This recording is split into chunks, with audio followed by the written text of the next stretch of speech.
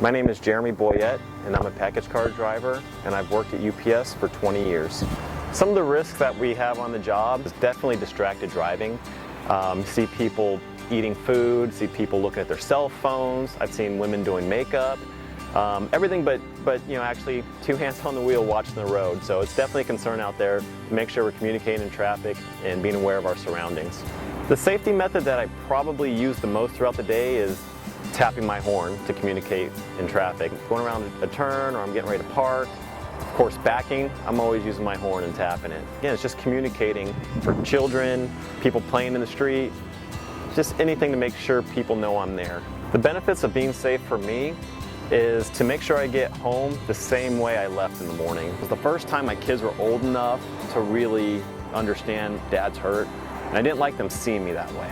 And like my littlest came, and I was laying on the floor, kind of Superman style, my back was hurting, and he came and sat down on me like he always does. Anytime I'm watching TV like that, he would come and he'd lay on my back and watch TV like that.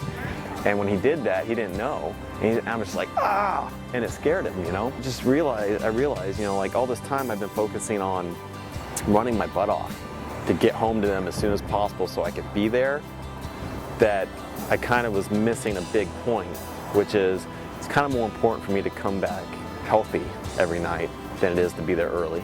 My name is Bianca Seeley. I've been here 14 years. I'm a tug operator and a wellness champion at the Gateway. Safety concern, when it's weather conditions like these, we haul like at least 4 dollies maximum, and each dolly contains containers. So if we're not careful and we don't pre-trip our brakes, and we're pretty much driving in the rain and we're not adjusting to changing conditions, if we try to slam on our brakes, I've seen jackknife, I've seen drivers not really being aware of how fast they're going. So they kind of like when they push the brakes, they keep, pretty much keep going. Communication as far as being a tug driver is key, especially out on the ramp. And we have to communicate in a unique way because we have jets, engines on, so you can't really hear yourself. So we communicate through our horns, but then also we have to make signals with our hands by signaling, letting them know, making sure that they see you and which direction. So if another driver is coming my way and we're sharing the same path, we have to communicate saying which way we're going to turn. And a lot of times as drivers forget to not even communicate and just kind of risk it and just wait for the other person to make that lead.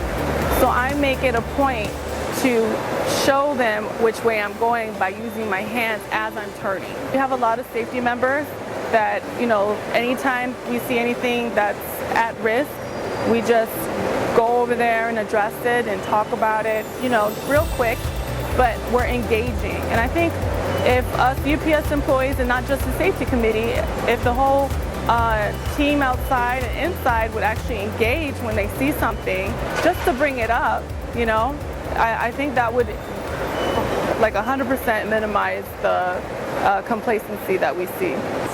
Scott Riffle. I work for plant engineering with UPS. I've always worked maintenance, 30 years. I guess, I don't know if you'd call it a close call, but where it got my attention, just tracking a belt. And of course it has to be running, and you have to be making adjustments, so you're close to everything. Just moved a little too quick and wasn't paying close attention, and had my wrench kind of sticking out and put it in the wrong place, and it went, shoo, it just disappeared. And I was like, holy cow, that could have been my finger. And so I was lucky, I can stand here and kind of laugh about it, but it really wasn't funny, because it's just that mundane, repetitious thing that I've done it 1,000 times, and just tired maybe,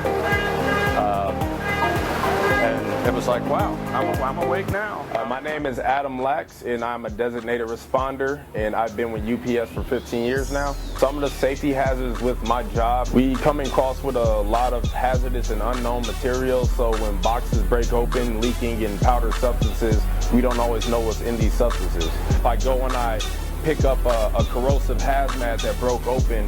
A lot of these hazmats are corrosive to the skin. They could burn your skin.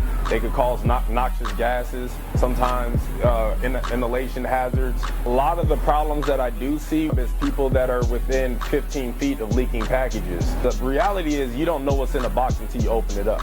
So a lot of times, you know, people will move leakers thinking that it's nothing, and they'll get it on them, and later on, like there's like certain powders will react to the sweat on your skin and it'll burn your skin. Stopping production is a big thing. You stop production because a lot of these leakers can be stopped at the source while unloading, but if it's not caught when the unload, it's going to go to the sort out. If it's not caught in the sort out, it's going to go onto another belt, onto another area, contaminating more and more areas. When you come in contact with a leaker, stop what you're doing. It's not worth it.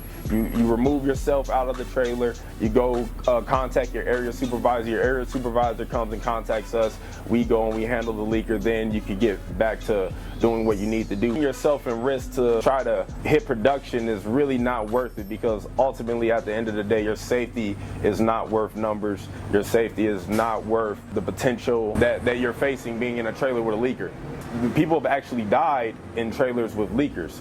The benefits of being safe to me is, who doesn't like feeling good? You don't want to go home, not be able to spend time with your children, your loved ones, because of injuries or things like that. You lose money because when you're hurt, you're not at work, you're not making money. So there's nothing really to gain from being unsafe, but a lot to lose from it.